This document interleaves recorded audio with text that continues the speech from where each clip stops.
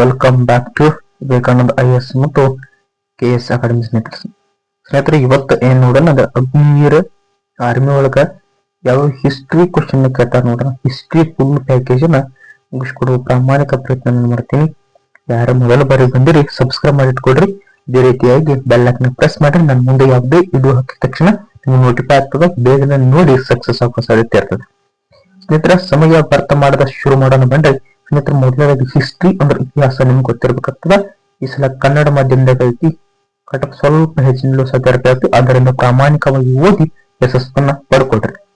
ಸ್ನೇಹಿತರೆ ನೋಡ್ರಿ, ಹಿಸ್ಟ್ರಿ ಎಂಬ ಪದ ದಟ್ ಇಸ್ ಕಾಲ್ಡ್ ಹಿಸ್ಟರಿ ಎಂಬ ಪದ ಗ್ರೀಕ್ ಭಾಷೆಯ ಹಿಸ್ಟೋರಿಯಾ ಎಂಬ ಪದ. ಇದು ಇಂಪಾರ್ಟೆಂಟ್ ಅಲ್ಲ, ಬಟ್ ನಿಮ್ಗೆ ಗೊತ್ತಾಗುತ್ತೆ ಬೇಸಿಕ್ ಉಂಟದಲ್ಲ. ಹಿಸ್ಟರಿ ಎಂಬ ಪದವು ಗ್ರೀಕ್ ಭಾಷೆ ಅಂತ ಬಂದೈತಿ, ಗ್ರೀಕ್ ಪದವಾದ ಹಿಸ್ಟೋರಿ ಎಂಬುದನ್ನು ಬಂದೈತಿ. ಹಾಗಾದ್ರೆ ಹಿಸ್ಟೋರಿಯಾ ಅಂದ್ರೆ ಏನಂತ ನೀವು ಕೇಳಬಹುದು. ಹಿಸ್ಟೋರಿಯಾ ಅಂದ್ರೆ ಏನಲ್ರಿ? ವಿಚಾರಣೆ, ತನಿಖೆ, ಅನ್ವೇಷಣೆ ಮಾಡುವುದೇ ಹಿಸ್ಟೋರಿಯಾ. ಇತಿಹಾಸದ ಮುಖ್ಯ ಉದ್ದೇಶ ಏನ್ರಿ? ಸತ್ಯದ ಅನ್ವೇಷಣೆ. ಇತಿಹಾಸದ ಮುಖ್ಯ ಉದ್ದೇಶ ಏನ್ರಿ? ಸತ್ಯದ ಅನ್ವೇಷಣೆಯನ್ನು ಮಾಡುವುದು ಇತಿಹಾಸದ ಮುಖ್ಯ ಉದ್ದೇಶ ಆಗಿರುತ್ತೆ. ಹಾಗಾದ್ರೆ ಮಾನವನ ಜೀವನ ಎಲ್ಲ ಆಯಾಮಗಳ ಕುರಿತು ಅಧ್ಯಯನ ಮಾಡುದು ಇತಿಹಾಸ. ಇದ್ರ ಬಗ್ಗೆ ಜವಾಹರ್ಲಾಲ್ ನೆಹರು ಅವರು ಹೇಳ್ತಾರ. ಮತ್ತ ಇದೇ ಹಲವಾರು ಇತಿಹಾಸಕಾರ ಹಲವಾರು ರೀತಿಯಾಗಿ ಹೇಳ್ಯಾರ. ಅದೆಲ್ಲ ಏನು ಬೇಡ, ನಿಮ್ಗೆಲ್ಲ ಏನು ಕೇಳಲ್ಲ ಅಗ್ನಿವರ್ಗದ ಬಟ್ ಅಥವಾ ಹಿಂದೆ ನಡೆದು ಹೋದ ಘಟನೆಗಳ ಅಧ್ಯಯನ ಮಾಡೋದು ಇತಿಹಾಸ ಈ ರೀತಿಯಾಗಿ ಬರೋದು ಅದೇನು ಬೇಡ. ಬಟ್ ಇತಿಹಾಸವನ್ನು ವೈಜ್ಞಾನಿಕ ಅಧ್ಯಯನ ಮಾಡಕ್ ಆರಂಭಿಸಿದವರು ಗ್ರೀಕರು. ಆದ್ದರಿಂದ ಗ್ರೀಕರಲ್ಲಿ ಒಬ್ಬರಿರ್ತಕ್ಕಂಥ ಹೆರೋಡೋಟಸ್ನನ್ನು ಇತಿಹಾಸದ ಪಿತಾಮಹ ಅಂತ ಹೇಳಿ ಹೇಳ್ತಾರೆ.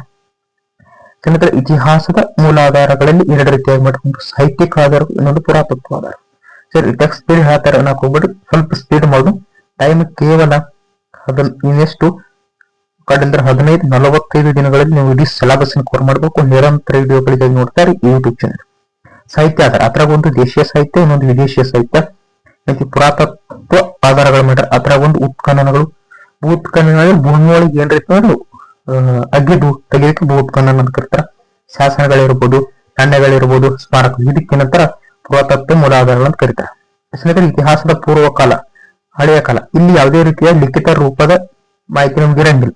ಬೇರೆ ಯಾವುದೇ ರೀತಿ ಬರವಣಿಗೆ ಇಲ್ಲ, ಶಾಸನ ಇಲ್ಲ. ಈ ಎರಡೇ ಇರುವ ಕಾಲವನ್ನು ಏನಂತಾರೆ ಇತಿಹಾಸದ ಪೂರ್ವಕಾಲ ಅಂತ ಹೇಳ್ತಾರ. ಇತಿಹಾಸದ ಪೂರ್ವಕಾಲವನ್ನು 4 ಭಾಗಗಳಲ್ಲಿ ವಿಂಗಡಣೆ ಮಾಡ್ಯಾರ. ಒಂದು ಹಳೆಯ ಶಿಲಾಯುಗ, ಮಧ್ಯ ಶಿಲಾಯುಗ, ನವಶಿಲಾಯುಗ ಮತ್ತು ಲೋಹ ಶಿಲಾಯುಗ. ಹಳೆಯದ್ರಿ ಮಿಡ್ವಲ, ಹೊಸಾದ ಮತ್ತು ಲೋಹ ಯುಗ ಅಂತ ಮಾಡ್ಯಾರ. ಎಸ್, ಅತಿ ಈಸಿಯಾಗಿ ಹೇಳಕೊಡತ್ತೆ. ಹಿಸ್ಟ್ರಿ ನಿರಂತರವಾಗಿ ಕೇಳ್ತಾ ಹೋಗ್ರಿ. ನಿರಂತರವಾಗಿ ಕೇಳ್ತಾ ಹೋದ್ರೆ ಯಶಸ್ಸು ಮಾತ್ರ ಕಟ್ಟಿಟ್ಟ ಬರ್ತದೆ ನಮ್ಗೆ. ಅದಕ್ಕೆ ಸ್ನೇಹಿತರ ಮೊದಲನೇದಾಗಿ ಹಾಗಾಗಿ ಹಳೆ ಶಿಲಾಯುಗಕ್ಕೆ ಏನಂತ ಕರೀತಾರೆ? ಪ್ಯಾಲಿಯೋಲಿಥಿಕ್ ಏಜ್ ಅಂತ ಕರೀತಾರೆ. ಹಳೆ ಶಿಲಾಯುಗ ಪ್ಯಾಲಿಯೋಲಿಥಿಕ್ ಏಜ್ ಅಂತಾರೆ. ಇದು 40,000ರಿಂದ 10,000 ಏಜ್ ಒಳಗೆ ಬರುತ್ತೆ. ಇದು ಗ್ರೀಕ್ ಭಾಷೆಗೆ ಪ್ಯಾಲಿಯೋ ಅಂದ್ರೆ ಹಳೆವು ಮತ್ತು ಲಿಥಿಕ್ ಅಂದ್ರೆ ಶಿಲೆ. ಪ್ಯಾಲಿಯೋಲಿಥಿಕ್ ಅನ್ನೋದು ವರ್ಡ್ ಬಂದೈತಿ, ಅದನ್ನ ಯಾವ್ದು ಗ್ರೀಕ್ ಭಾಷೆಯಲ್ಲಿ ಬಂದೈತಿ. ಪ್ಯಾಲಿಯೋ ಅಂದ್ರೆ ಹಳೆ, ಲಿಥಿಕ್ ಅಂದ್ರೆ ಶಿಲೆ, ಅದ ಪ್ಯಾಲಿಯೋಲಿಥಿಕ್ ಆಗೈತಿ. ಈ ಪ್ಯಾಲಿಯೋಲಿಥಿಕ್ ಏಜ್ ಅಥವಾ ಹಳೆಯ ಶಿಲಾಯುಗದಲ್ಲಿ ಮಾನವ ಎಲ್ಲಿರ್ತಿದ್ದ? ಗುಹೆ ಇರ್ತಿದ್ದ, ಮರದ ಪೊಟ್ರಗಳಲ್ಲಿ ವಾಸ ಮಾಡ್ತಿದ್ದ, ಇದಕ್ಕೆ ಉಪಾದ ಕಲ್ಲುಗಳಿಂದ ಬೇಟೆಯಾಡ್ತಿದ್ದ, ಗೆಡ್ಡೆ ಗೆಣಸುಗಳನ್ನು ತಿಂತಿದ್ದ. ಗೆಡ್ಡೆ ಗೆಣಸುಗಳು, ಗೆಣಸಿನಕಾಯಿ ಆಗಿರ್ಬೋದು, ಮುಂತಾದ ರೀತಿಯ ಫ್ರೂಟ್ಸ್ ಗಳನ್ನ ತಿಂತಿದ್ದ. ಇತ್ತ ಏನು ಬೇಟೆಯಾಡಕ್ ಒಂದು ಕಲ್ಲು ಯೂಸ್ ಮಾಡುತ್ತೆ. ಆ ಕಲ್ಲಿನ ಹೆಸರು ಕಟ್ವರೈಟ್. ಕಟ್ವರೈಟ್ ಅತ್ಯಂತ ಗಡುಸಾದ ಕಲ್ಲು, ಅತ್ಯಂತ ಬಿರುಸಾದ ಕಲ್ಲು ಇರ್ತಿತ್ತು. ಆದ್ದರಿಂದ ಇದನ್ನು ಬಳಸ್ತಿದ್ದ. ಯುಗದ ಕೊನೆಯಲ್ಲಿ ಅಂದ್ರೆ ಇನ್ನೇನು ಈ ಪ್ಯಾಲಿಯೋಲಿಥಿಕ್ ಏಜ್ ನಾಶ ಆಗತೈತಿ ನೋಡ್ರಿ, ಆ ಟೈಮ್ನಾಗ ಹೋಗಿ ಬೆಂಕಿಯ ಬಗ್ಗೆ ಅರಿವು ಬರ್ತದೆ. ಇಲ್ಲಿರೋ ಪ್ರಮುಖ ನೆಲೆಗಳು ಇದ್ರ ಬಗ್ಗೆ ನಿಮ್ಗೆ ಕ್ವಶನ್ ಆಗ್ತದೆ. ಸುವರ್ಣ ನದಿ ಕಣಿವೆ, ನರ್ಮದಾ ಮತ್ತು ತುಂಗಭದ್ರಾ ನದಿ ಕಣಿವೆಗಳು, ಮಧ್ಯಪ್ರದೇಶ ಭೋಪಾಲ್ ಮತ್ತು ಛೋಟಾನಾಗ್ಪುರ್ ಪ್ರದೇಶಗಳು. ಇನ್ನು ನಮ್ಮ ಕರ್ನಾಟಕದಲ್ಲಿ ನೋಡಿದ್ರೆ ಹುಣಸಗಿ, ಗುಲ್ಬರ್ಗ, ತಿಮ್ಮನಹಳ್ಳಿ, ತುಮಕೂರು, ಅನಗವಾಡಿ, ಬಾಗಲಕೋಟ, ನಿಟ್ಟೂರು, ಬಳ್ಳಾರಿ, ಲಿಂಗಸೂರು, ರಾಯಚೂರು. ಇಷ್ಟು ಕಡೆ ಏನಾಗ್ತದ ಈ ಪ್ಯಾಲಿಯೋಲಿಥಿಕ್ ಏಜ್ ಅಥವಾ ಹಳೆಯ ಶಿಲಾಯುಗದ ಮಾಹಿತಿ ನಿಮ್ಗೆ ಇರ್ತದೆ. ಹಳೆಯ ಶಿಲಾಯುಗದ ನಂತರ ಮಧ್ಯ ಶಿಲಾಯುಗ ನೋಡ್ಕೊಡ್ರಿ. ಮಧ್ಯ ಶಿಲಾಯುಗ ಮೆಸೋಲಿಥಿಕ್ ಏಜ್ ಇರ್ತಾರೆ. ಇದಕ್ಕೆ 10,000ದಿಂದ 8,000 ಸಣ್ಣ ಸಣ್ಣ ಕಲ್ಲುಗಳಿಂದ ತಯಾರಿಸಕತ್ತ.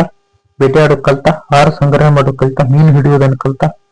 ಇಲ್ಲಿ ಅವನಿಗೆ ಬೆಂಕಿ ಉಪಯೋಗ ಸಂಪೂರ್ಣವಾಗಿ ತಿಳಿದಿತ್ತು. ಆದ್ದರಿಂದ ಏನ್ ಮಾಡುತ್ತೆ, ಆಹಾರವನ್ನು ಬೇಯಿಸಿ ತಿನ್ನಲು ಶುರು ಮಾಡಿದ. ಇಲ್ಲಿರೋ ಪ್ರಮುಖ ನೆಲೆಗಳಂದ್ರೆ ರಾಜಸ್ಥಾನ, ಗುಜರಾತ್, ಮಹಾರಾಷ್ಟ್ರ, ನಮ್ಮ ಕೃಷ್ಣಾ ನದಿ ತೀರದಲ್ಲಿ. ನಮ್ಮ ಕರ್ನಾಟಕದಲ್ಲಿ ಯಾವ್ದಂದ್ರೆ ಜಾಲಹಳ್ಳಿ, ಬೆಂಗಳೂರು, ಬಳ್ಳಾರಿ, ಚಿತ್ರದುರ್ಗ ಈ ಕಡೆ ಸಿಗ್ತದೆ. ಇನ್ನು ನೂತನ ಶಿಲಾಯುಗ ಅಥವಾ Neolithic age, Palaeolithic age, Mesolithic age, Neolithic age. ಇವು ನೀವು ಮೂರು ನೆನ್ಪಿಟ್ಕೊಂಡ್ರೆ ಕ್ವಶನ್ ಅರ್ಥ. ಎಸ್, ನಿಯೋಲಿಥಿಕ್ ಏಜ್ ಮತ್ತು ಹೊಸ ಶಿಲಾಯುಗ ಅಥವಾ ನೂತನ ಶಿಲೆ. ಇದಕ್ಕೆ 8,000ರಿಂದ 4,000 ಈ ಆಯುಧಗಳ ನಿರ್ದಿಷ್ಟ ರೂಪ ಕೊಟ್ಟ ಕೊಡಲಿ, ಬಾಚಿ ಮತ್ತು ಬರ್ಚಿ ಮುಂತಾದ ಆಯುಧಗಳನ್ನ ಏನ್ ಮಾಡಕತ್ತ ಈ ನೂತನ ಶಿಲಾಯುಗ ಅಥವಾ ನಿಯೋಲಿಥಿಕ್ ಏಜ್ ನಲ್ಲಿ ಬೆಳೆಸಕತ್ತ. ಈ ಕೃಷಿ ಕಾರ್ಯವನ್ನು ಆರಂಭಿಸಿ ವ್ಯವಸಾಯದ ಮೂಲಕ ಆಹಾರ ತಯಾರು ಮಾಡಕತ್ತ. ನೇಗಿಲ ಕಂಡು ಹಿಡಿದ, ಮಡಿಕೆಗಳನ್ನ ತಯಾರಿಸಕ್ ಕಂಡು ಹಿಡಿದ, ಬಟ್ಟೆ ನೀರು ಕಂಡು ಹಿಡಿದ, ಪಶುಪಾಲನೆ ಅಂದ್ರೆ ದನಕರಗಳನ್ನು ಸಾಗಕತ್ತ, ಹೈನುಗಾರಿಕೆ ಶುರು ಮಾಡಿದ, ಬೆಂಕಿಯಲ್ಲಿ ಬೇಯಿಸಿದ ಆಹಾರ ತಿನ್ನಕತ್ತ, ಫುಡ್ ಅಗದಿ ಒಟ್ಟ ಬೇಯಿಸಿದ ಕಮ್ಮಗ ಸಿಹಿಯಿಂದ ಫುಲ್ ಬಿಲ್ಡ್ ಆಗಿಬಿಟ್ಟವು. ಶವ ಸಂಸ್ಕಾರ ಕಲ್ತ, ಹುಳುವುದು ಸುಡುವುದು ಕಲ್ತ ಕೃಷಿಕರಾಗಿದ್ರು. ಆಲ್ಮೋಸ್ಟ್ ಅಲ್ಲಿ ಎಲ್ಲರೂ ನವಶಿಲಾಯುಗದ ಮನುಷ್ಯರು ಏನಾಗಿದ್ರು, ಕೃಷಿಕರಾಗಿದ್ರು. ಈ ಪ್ರಮುಖ ನೆಲೆಗಳು ಎಲ್ಲೆಲ್ಲಿ ಕಂಡು ಬಂದಾವ ಅನ್ನೋದು ಇಂಪಾರ್ಟೆಂಟ್ ಆಗ್ತದ. ಪಾಕಿಸ್ತಾನದ ಸಿಂಧ್ ಇರ್ಬೋದು, ಬಲೂಚಿಸ್ತಾನ, ತಮಿಳುನಾಡು, ತಿರುನೆಲ್ವೇಲಿ, ಸೇಲಂ, ಆಂಧ್ರ ಪ್ರದೇಶ, ಹೈದರಾಬಾದ್, ನಮ್ಮ ಕರ್ನಾಟಕದಾಗ ಬಳ್ಳಾರಿ ಇರ್ಬೋದು, ಟಿ ನರಸೀಪುರದ ಮೈಸೂರು, ಕೊಡೈಕೆನಾಲ್, ಗುಲ್ಬರ್ಗ. ಲೋಹ ಶಿಲಾಯುಗ ಚಾಲಿಯೋಲಿಥಿಕ್ ಏಜ್, ಇದರ ಅಪ್ಡೇಟ್ ಸರ್ ಚಾಲಿಯೋಲಿಥಿಕ್ ಏಜ್ ಕೇಳ್ತಾರೆ. ಲೋಹಗಳು ತಾಮ್ರ ಮತ್ತು ಕಬ್ಬಿಣ. ತಾಮ್ರದ ಸಿಯುವ, ಕಬ್ಬಿಣದ ಎಪಿ. ಇವು ಸಹ ನಿಮಗೆ ಇಂಪಾರ್ಟೆಂಟ್ ಫಾರ್ ಅಗ್ನಿವರ್ ಸೈನ್ಸ್ ಕ್ವಶನ್ಸ್. ಸಿಯು ಮತ್ತು ಎಪಿ, ತಾಮ್ರ ಮತ್ತು ಕಬ್ಬಿಣದ ಬಳಕೆಯನ್ನು ಆರಂಭಿಸಿದ.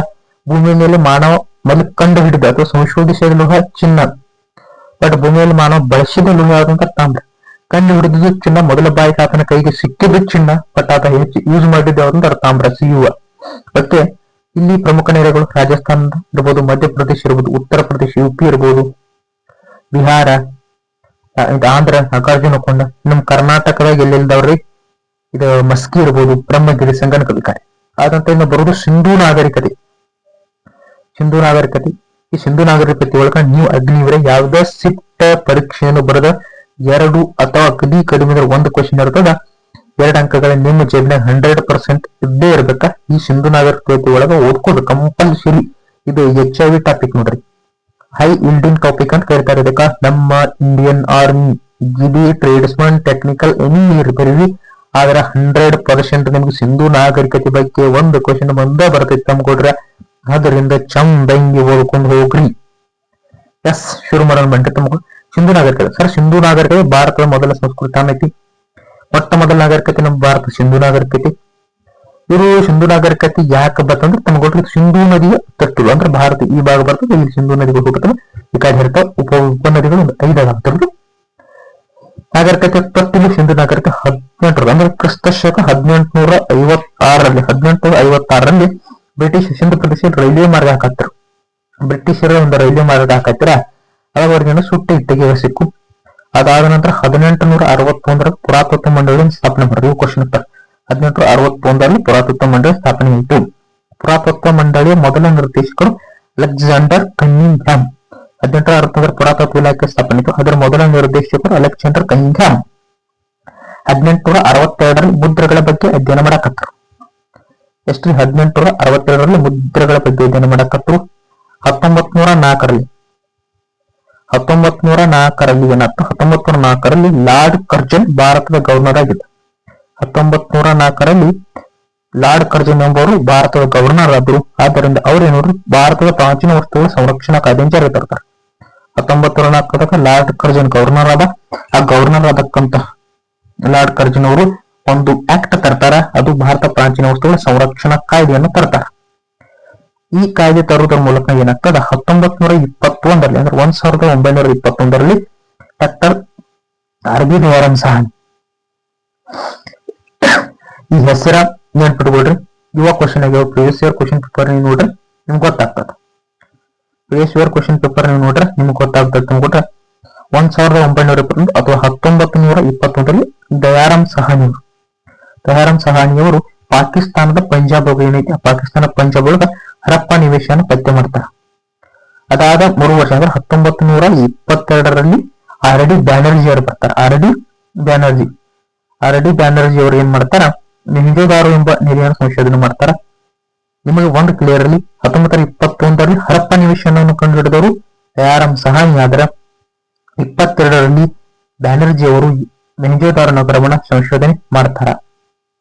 ಅದ ನಂತರ 1927 ಆರ್.ಡಿ. ಬ್ಯಾನರ್ಜಿ ಮೊಹೆಂಜೊದಾರೋನ ಸಂಶೋಧನೆ ಮಾಡಿದ್ರು. ಕಾರ್ಬನ್ 14 ಅಥವಾ C14 ಅಂತ ಕೊಡ್ತಾರ. C14 ಯಾವುದರ ರಿಲೇಟೆಡ್ ಐತಿ ಅಂದ್ರೆ ಇವೇನು ಪಳೆಯುಳಿಕೆಗಳ ಬಗ್ಗೆ ಕಂಡುಹಿಡಿದ್ರು. ಅಂದ್ರೆ ಎಷ್ಟು ಏಜ್ ಹಿಂದಿದು ಹುಲಿ ಹೋಗಿದೆ, ಎಷ್ಟು ಎಷ್ಟು ವರ್ಷಗಳ ಹಿಂದೆ ಇದು ಹುಲಿ ಹುಟ್ಟಿದನ್ನು ಕಂಡುಹಿಡಿದು ಕಾರ್ಬನ್ 10 ಅಥವಾ C14 ಅಂತ ನಿಮಗೆ ಕೊಡ್ತಾರ, ಸರಿಯಾಗಿ ನೆನಪಿಟ್ಟುಕೊಳ್ರಿ. ಓಕೆ, ಮುಂದುವರೆದ ಭಾಗ ಸ್ನೇಹಿತರೆ, ಸಿಂಧೂ ನಾಗರಿಕತೆಯ ಕಾಲ ಅಂತ ಕೇಳ್ತಾರ. ಅಂದ್ರೆ ಸುಮಾರು ಎಷ್ಟು ಹೋಗಿತ್ತ ಅಂದ್ರೆ ಕ್ರಿಸ್ತ ಪೂರ್ವ 3000 ರಿಂದ 2000. ಅತಿ ಹೆಚ್ಚು ಇದ್ದ ಜನಾಂಗ ಮೆಡಿಟರೇನಿಯನ್ ಜನಾಂಗ ಅಥವಾ ದ್ರಾವಿಡ ಜನಾಂಗದವರು. ಭಾರತದ ಪೂರ್ವಜರು ಯಾವಂದ್ರೆ ಮೆಡಿಟರೇನಿಯನ್ ಅವರು. ಮೆಡಿಟರೇನಿಯನ್ ಧರ್ಮ, ಸನಾತನ ಧರ್ಮ, ಹಿಂದೂ ಧರ್ಮ. ಇದಕ್ಕೆ ಹಿಂದೂ ಧರ್ಮ ಅಥವಾ ವೈದಿಕ ಧರ್ಮ, ಹಿಂದೂಗಳು, ಹಿಂದೂಯಿಸಂ ಬರ್ತದೆ, ಹಿಂದೂಗಳು ಇರ್ತಾರೆ. ಇವರು ಪ್ರಮುಖವಾದ ಭಾಷೆ ಯಾವ್ದಿತ್ತು ಅಂದ್ರೆ ಭಾಷೆ ಮೆಡಿಟರೇನಿಯನ್ ಭಾಷೆ ಸಿಂಧಿ ಭಾಷೆ ಇತ್ತು. ಹಿಂದಿ ಭಾಷೆ ಯಾವ್ದು? ಕನ್ನಡ, ತೆಲುಗು, ತಮಿಳು, ಮಲಯಾಳಂ, ತುಳು. ಟೋಟಲ್ ಆಗಿ 5 ಭಾಷೆ ಒಳಗೊಂಡಿತ್ತು. ಇವರ ಲಿಪಿ ಬಹಳ ಸಾರಿ ಕ್ವಶನ್ ಆಗಿದೆ. ನಮ್ಮ KS ದಲ್ಲಿ 1-2 ಸಾರಿ ಕ್ವಶನ್ ಆಗಿದೆ ಸ್ನೇಹಿತರ. ಇವರ ಲಿಪಿ ಯಾವ್ದಂದ್ರ ಚಿತ್ರಲಿಪಿ. ಯಾವ್ದಂದ್ರ ಇವ್ರದ್ದು ಲಿಪಿ ಚಿತ್ರಲಿಪಿ ಆಗಿರ್ತದ. ಲಿಪಿ ಅಂದ್ರೆ ಈಗ ಕೆಲವೊಬ್ರದ್ದು ಅವತ್ತು ಕ್ಯಾನಿಫರಸ್ ಇರ್ಬೋದು, ಚಿತ್ರಲಿಪಿ ಅದೊಂದು ಲಿಪಿ ಸ್ನೇಹಿತರೆ. ಈಗ ನೀವು ಬರ್ತೀರಿ ಕನ್ನಡ, ಹಂಗೊಂದು ಅವ್ರ ಚಿತ್ರದಲ್ಲಿ ಬರೀತಿದ್ದಾರೆ. ಇವರ ಲಿಪಿ 250 ರಿಂದ 400 ಚಿತ್ರಗಳನ್ನು ಒಳಗೊಂಡೈತಿ. ಇವರು ಬಲಗಡೆಯಿಂದ ಎಡಗಡೆ ಬರೀತಿದ್ರು. ಚಿತ್ರಲಿಪಿ ಬಗ್ಗೆ ಅಧ್ಯಯನ ಯಾರು ಮಾಡ್ತಾರ ಅಂದ್ರೆ ರೀಸೆಂಟ್ಲಿ SR ರಾವ್ ಅವರು ಮಾಡ್ತಾರೆ. SR ರಾವ್ ಅವರು ವೈಜ್ಞಾನಿಕವಾಗಿ ಮತ್ತು ಈಗ ರೀಸೆಂಟ್ಲಿ ಆ ಚಿತ್ರಲಿಪಿಯ ಬಗ್ಗೆ ಅಧ್ಯಯನ ಮಾಡಿರ್ತಾರೆ. ಒಟ್ಟು ಇವರದ ನಾಗರಿಕತೆ ವಿಸ್ತೀರ್ಣ ಇಟ್ಟಿತ್ತು ಅಂದ್ರೆ ಭಾರತ 32,87,263 ಚದರ ಕಿಲೋಮೀಟರ್. ಇದನ್ನ ಇದು ಬರ್ತೈತಿ ಕ್ವಶನ್ ಫಿಕ್ಸ್ ಬರ್ತೈತಿ. ಸ್ನೇಹಿತರೆ, ಒಟ್ಟು ವಿಸ್ತೀರ್ಣ ಅಂದ್ರೆ 1.2 ಲಕ್ಷ 50,000 ಅಂದ್ರೆ ಒಂದು ಆಕ್ಚುಲಿ ಒಂದು 1.2 ಲಕ್ಷ 50,000 ಚದರ ಮೈಲಿ ಇತ್ತು. ಅಥವಾ 2.13 ಲಕ್ಷ ಚದರ ಮೈಲಿ ಅವರ ಪ್ರದೇಶ ಇತ್ತು. ಅಂದ್ರೆ ನಿಮ್ ಹೊಲ ಇರ್ತಾವಲ್ಲ ಒಂದು 10 ಎಕರೆ ಹಂಗ. ಸಿಂಧೂ ನಾಗರಿಕತೆ ಅತಿ ಎತ್ತರವಾದ ನಿವೇಶನ ಕಂಡು ಬರುವುದು ಮಂಡು, ಅದು ಜಮ್ಮು ಕಾಶ್ಮೀರದಲ್ಲಿ. ದಕ್ಷಿಣಕ್ಕೆ ಕಂಡು ಬರುವುದು ದೈಮಾಬಾದ್ ಮಹಾರಾಷ್ಟ್ರ. ಪೂರ್ವಕ್ಕೆ ಕಂಡು ಬರುವುದು ಲಂಗಿಪುರ್ ಉತ್ತರ ಪ್ರದೇಶ್ UP. ಪಶ್ಚಿಮಕ್ಕೆ ಕಂಡು ಬರುವುದು ಸುಕ್ತ್ ಜೆಂಡರ್ ಪಾಕಿಸ್ತಾನ್. ದೊಡ್ಡ ನಗರ ಮೆಂಜೋದಾರು. ಹಡಗುಕಟ್ಟೆ ಕಂಡು ಬಂದಿದ್ದೇನೆ, ಹಡಗುಕಟ್ಟೆ ಬರ್ತದ. ಹಡಗುಕಟ್ಟೆಯಲ್ಲಿ ಕಂಡು ಬರ್ತದ ಲೋತಾಲ್ನಲ್ಲಿ ಕಂಡು ಬರ್ತದೆ. ಸಿಂಧೂ ನಾಗರಿಕತೆ ಆಧುನಿಕ ನಗರ ಅಪ್ಡೇಟೆಡ್ ಸಿಟಿ ಧೋಲ್ವೀರ್ ಗುಜರಾತ್. ಸಿಂಧೂ ನಾಗರಿಕತೆಯಲ್ಲಿ ಒಟ್ಟು ಎಷ್ಟು ನಿವೇಶನಗಳಿದ್ದಂದ್ರೆ 1,400 ನಿವೇಶನಗಳು ಇದ್ದು ನೆನಪಿಟ್ಟುಕೊಳ್ಳಿ. ಅತಿ ಹೆಚ್ಚು ನಿವೇಶನಗಳು ಕಂಡು ಬರುವುದು ಗುಜರಾತ್ ಆಧುನಿಕ ನಗರ ಗುಜರಾತ್ ಧೋಲ್ವೀರ್. ಗುಜರಾತ್ ಒಳಗೆ ಗುಜರಾತ್ ಸ್ಟೇಟ್ ಬಗ್ಗೆ ಸ್ವಲ್ಪ ಹೆಚ್ಚಿನ ಮಾಹಿತಿ ಅದ್ರ ಬಗ್ಗೆ ಹೆಚ್ಚು ಕ್ವಶನ್ ಆಗ್ತದೆ. 2,000ಕ್ಕಿಂತ ಹೆಚ್ಚು ಮುದ್ರೆಗಳು ಅಲ್ಲಿ ಕಂಡು ಬಂದವ. ಮುದ್ರೆಗಳು ಇದಕ್ಕೆ ವಾಣಿಜ್ಯ ಅಭಿವೃದ್ಧಿಗೆ ಏನಾಗ್ತದೆ ಕಮರ್ಷಿಯಲ್ ಪರ್ಪಸ್ ಯೂಸ್ ಮಾಡ್ತಿದ್ರು. ಮುದ್ರೆಗಳೇ ಟೆರಾಕೋಟಾ. ನೋಟ್ ಮಾಡಿಟ್ಕೊಡ್ರಿ, ಟೆರಾಕೋಟಾ ಅಂತ ಕರಿತಿದ್ರು. ಟೆರಾಕೋಟಾ ಮಣ್ಣಿನಿಂದ ಮಾಡಿರ್ತಿದ್ರು, ಅದನ್ನ ಸುಡುತ್ತಿದ್ರು. ಅವರಿಗೆ ತಂಗಿ ಸುಟ್ಟು ಗೊತ್ತಿಲ್ಲ, ಅದರಿಂದ ಅವತ್ತು ಸುಟ್ಟು ರೆಡಿ ಮಾಡ್ಕೊಂಡು ಇಟ್ಕೊಂಡಿದ್ದಾರೆ. ಅತಿ ಹೆಚ್ಚು ಮುದ್ರೆಗಳು ದೊರೆತಿರೋ ರಾಜ್ಯ ರಾಜಸ್ಥಾನ.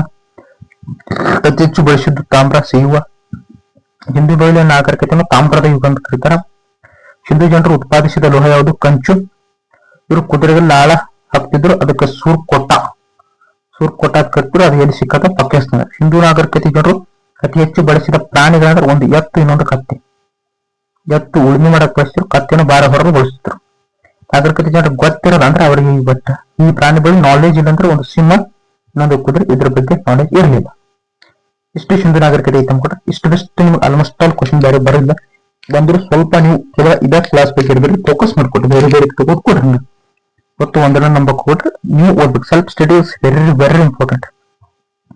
ಸೊ ನಾವೊಂದು 20,000 ರೂಪಾಯಿ ಕೊಟ್ಟು ಒಂದು ಕ್ಲಾಸ್ ತಗೊಂಡ್ರಿ. ನಾಟಕ ಕೇಳ್ತೀನಿ, 10 ರೂಪಾಯಿ ಸಂಗೀತ ತುಂಬಿಕೊಡ್ರೆ 20 ನೀವು 2 ಲಕ್ಷ ಕೊಟ್ಟರು ಬಿ ನೀವು ಸ್ವಂತ ಓದ್ಬೇಕಾಗ್ತದೆ. ಎಸ್ ಸ್ನೇಹಿತರೆ, ವೇದ ಕಾಲ ಹೋಗೋಣ. ಬಹಳ ಕೂತ್ಕೊಂಡ್ರು ಟೈಮ್ ಇಲ್ರು, ಅದಕ್ಕೆ ಬರಬಾರ್ದು. ಸ್ನೇಹಿತರೆ, ವೇದ ಕಾಲ. ವೇದ ಎಂಬ ಪದ ವಿಂದ್ ಎಂದು ಬಂದೈತಿ. ವಿಂದ್ ಎಂಬುದು ಸಂಸ್ಕೃತ. ವೇದ ಎಂಬ ಪದ ವಿಂದ್ ಎಂಬ ಬಂದೈತಿ. ವಿಂದ್ ಎಂಬುದು ಸಂಸ್ಕೃತ ಪದ ಆದಂತ ಸಂಸ್ಕೃತ. ಅಂದ್ರೆ ವಿಂದ್ ಅಂದ್ರೆ ಏನಂದ್ರೆ ವಿಂದ್ ಅಂದ್ರೆ ಜ್ಞಾನ ಎಂದರ್ಥ. ಜ್ಞಾನ, ದಿಸ್ ಕಾಲ್ ನಾಲೆಜ್. ಜ್ಞಾನ ಎಂದ್ರೆ ನಾಲೆಜ್ ಎಂದರ್ಥ. ಈ ಕಾಲ ಅಂದ್ರೆ 2,600 2,600. ವೇದ ಸಂಸ್ಕೃತಿಯ ಪ್ರಮುಖ ಭಾಷೆ ಲ್ಯಾಂಗ್ವೇಜ್ ಇಂಡೋ ಯುರೋಪಿಯನ್. ಸಂಸ್ಕೃತ ಮತ್ತು ಯುರೋಪಿಯನ್ ಭಾಷೆಗಳ ಪ್ರಭಾವ ಬೀರುತ್ತಿದ್ರ ಮೇಲೆ. ವೇದ ಕಾಲದ ನಿರ್ಮಾಪಕರು ಯಾರಂದ್ರೆ ಆರ್ಯರು. ಇವರು ಎಲ್ಲಿಂದ ಬೇರೆ ದೇಶದಿಂದ ಚೀನಾದಿಂದ ಬಂದ್ರು, ಮಧ್ಯ ಏಷ್ಯಾದಿಂದ ಬಂದ್ರು. ಅವ್ರ ಬಗ್ಗೆ ಬೆಡದಾಟಿ ಅಲಿಬ್ಯಾಡಿ ಅಷ್ಟು ಡೀಪ್ ಕೇಳಲ್ಲ. ಆರ್ಯರು ಇನ್ನೊಂದು ಹೆಸರಿಂದ ನಾಡಿಕ್ ಜನಾಂಗ. ಆರ್ಯರ್ ಎಂಬುದು ಗೌರವ ಸೂಚಕ ಪದ. ಆರ್ಯರ್ ಎಂಬುದು ಒಂದು ಗೌರವ ಸೂಚಕ ಪದ. ಇಲ್ಲಿ ನೋಡ್ರಿ, ಮ್ಯಾಕ್ಸ್ ಮುಲ್ಲರ್ ಅವ್ರ ಹೇಳ್ತಾರೆ ಇವರು ಮಧ್ಯ ಏಷ್ಯಾದಿಂದ ಬಂದವರಿದ್ದಾರೆ. BJ ತಿಲಕ್ ಅವ್ರ ಹೇಳ್ತಾರೆ ಇವರು ಆರ್ಕಿಟಿಕ್ ಪ್ರದೇಶದಿಂದ ಬಂದವರಿದ್ದಾರೆ. ಆರ್ಕಿಟಿಕ್ ಪ್ರದೇಶದಿಂದ. ದಯಾನಂದ ಸರಸ್ವತಿ ಹೇಳ್ತಾರೆ ಇವರು ಟಿಬೇಟ್ ನಿಂದ ಬಂದಾರ.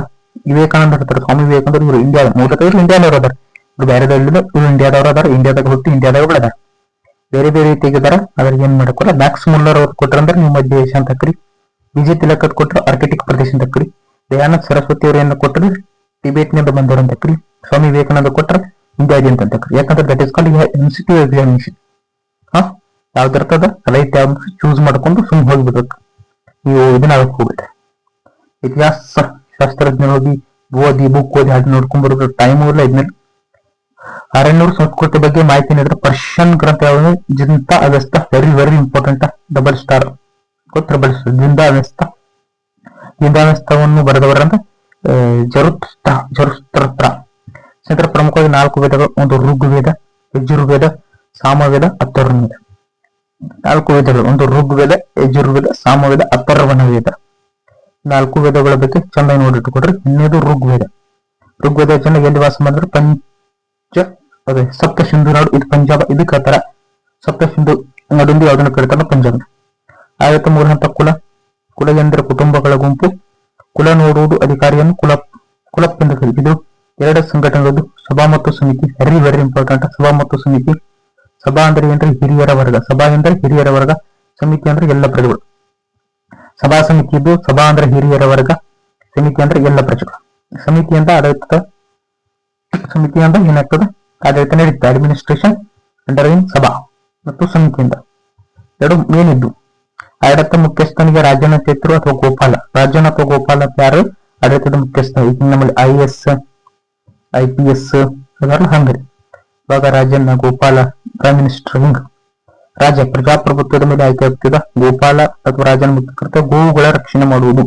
ಗೋವುಗಳು ಇವರಿಗೆ ಹೈನುಗಾರಿಕೆ ಮತ್ತು ಗೋವುಗಳು ಯಾರ ಕಡೆ ಹೆಚ್ಚು ಗೋವುಗಳದಾವ, 1 ನಿಮಿಷ, ಯಾವ್ಯಾವ ಕಡೆ ಹೆಚ್ಚು ಗೋವುಗಳದಾವ ಅವು ಶ್ರೀಮಂತರ ಅಂತ ಕರಿತಿದ್ರು ಆಗಿನ ಕಾಲ. ಈಗಲ್ರಿ. ಓಕೆ. ಈ ಋಗ್ವೇದದ ಕಾಲದಲ್ಲಿ ಗೋವುಗಳನ್ನು ಅಗಣ್ಯ ಅಂತ ಕರಿತಿದ್ರು. ಕ್ವಶನ್ ಆಗಿದ್ರಿ. ನಾನು ಕರಿತಿದ್ರು ಅಗಣ್ಯ ಅಂತ ಕರಿತಿದ್ರು. ಗೋವುಗಳಿಗೆ ಅಗಣ್ಯ ಅಂತ ಕರಿತಿದ್ರು.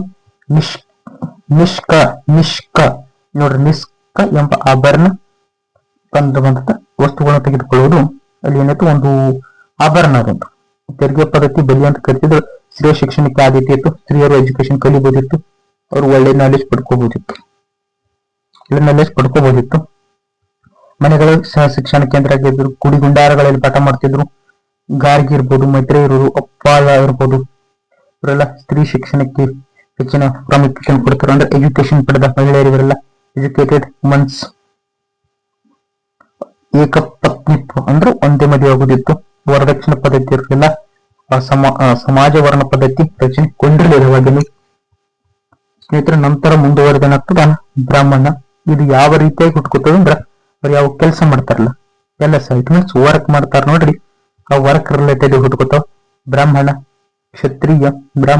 ಕ್ಷತ್ರಿಯ, ವೈಶ್ಯ, ಶೂದ್ರ 4 ವರ್ಣಗಳು ಹುಟ್ಕೋತಾವ.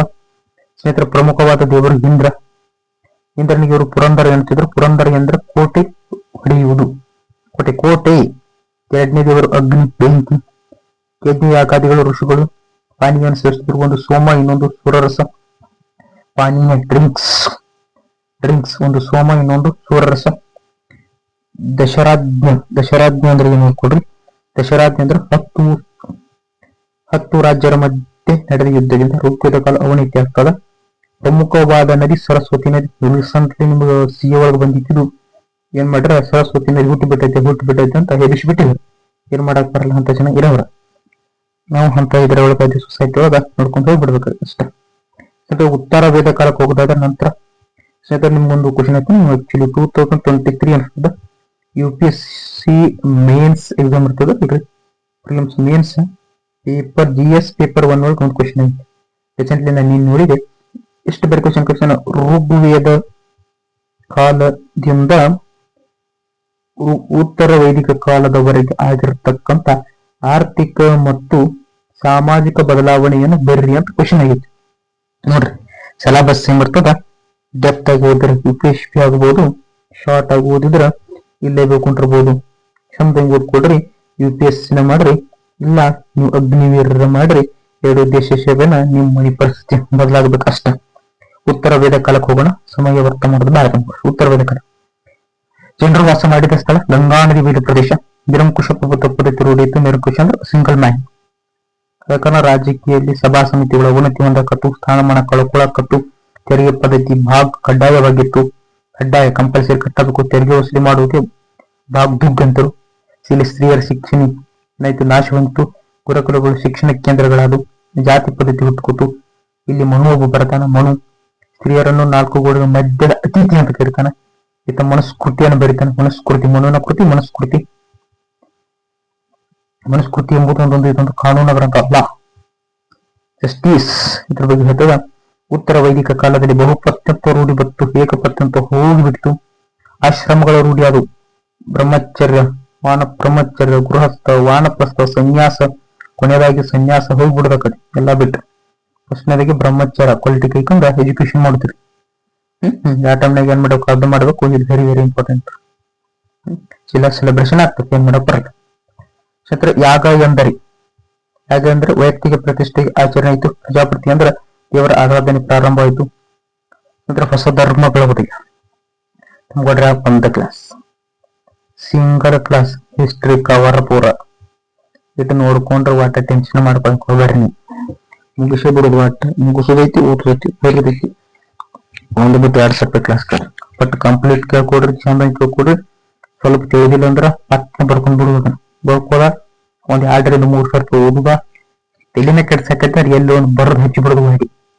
ಈ ಗಾಡಿ ಹೋಗಾಗಿ ನೋಡುದ, ಈ ಗಾಡಿ ಹೋಗಾಗ ನೋಡುದ. ನೋಡಿ ಪರ್ಫೆಕ್ಟ್ ಆಗ್ಬೇಕು. ಒಟ್ ಎಕ್ಸಾಮ್ ಕ್ರ್ಯಾಕ್ ಮಾಡೋದು ಬಿಡುದು. ಹೊಸ ಧರ್ಮ ಹೋಗಿದೆ. 6ನೇ ಶತಮಾನದಾಗ ಹೊಸ ಧರ್ಮ ಉದಯ ಕೆಲಾತು. ಇದು ಕೇವಲ ನಮ್ಮ ಭಾರತ್ ಮೇರೆ ಥರ ಭಾರತ್ ನೈ.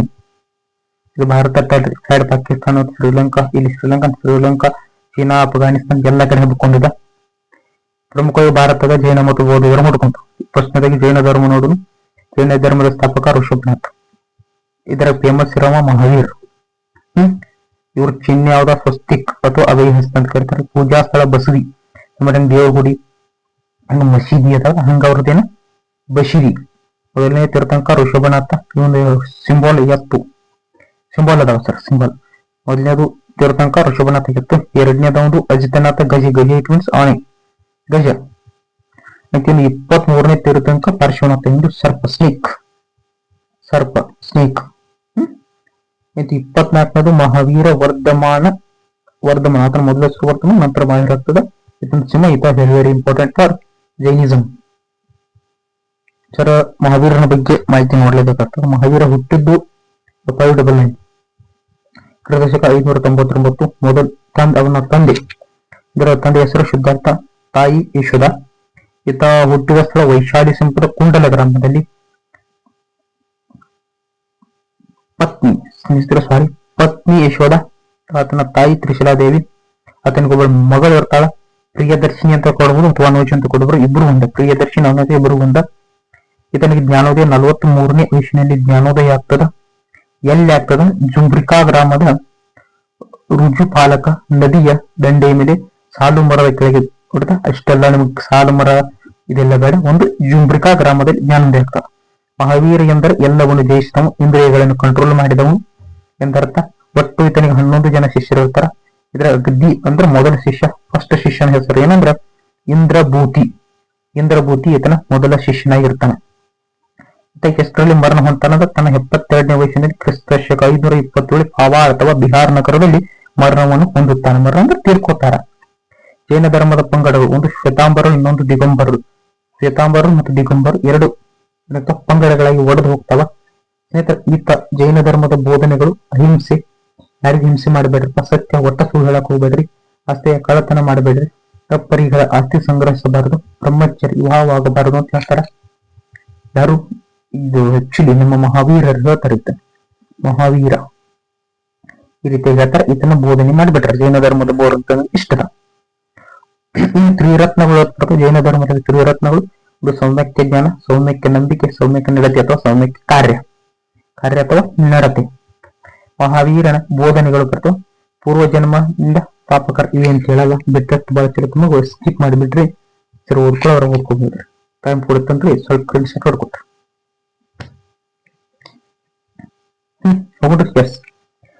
ಸಭೆಗಳು ವೆರಿ ವೆರಿ ಇಂಪಾರ್ಟೆಂಟ್. ಜೈನ ಸಭೆಗಳು. ಒಂದನೇದು ಪಾಟಲಿಪುತ್ರ ದೇವರಾಗ್ತವೆ. ಒಂದನೇ ಜೈನ ಸಮ್ಮೇಳನದಲ್ಲಿ ಪಾಟಲಿಪುತ್ರದಾಗೈತಿ. ಕಾಲ ಕ್ರಿಸ್ತ ಪೂರ್ವ 300. ಸ್ಥೂಲಭದ್ರ.